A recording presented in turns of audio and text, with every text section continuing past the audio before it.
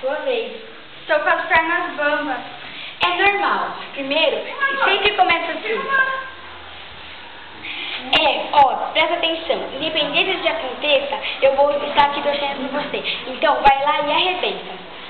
Alice? Sou eu. O que você veio fazer aqui? Dani, você. Como conseguiu entrar? Sou irmã da Nancy, não sou? Dei meu jeito. Você veio cá? Ei, calma. Sou desarmada. Sou tua irmã. Também vim você por você. E desejo sua felicidade. Tem razão. Estou com sede. Estou tão nervosa que estou até com sede. Eu pego um copo d'água pra você. Presta atenção. Você tem que ir lá e arrasar. Você tem que conseguir alcançar seu sonho. Então, eu quero que você vá lá e arrebenta. Faça isso por mim, por você e por nós. Aqui está a tua água. Obrigada.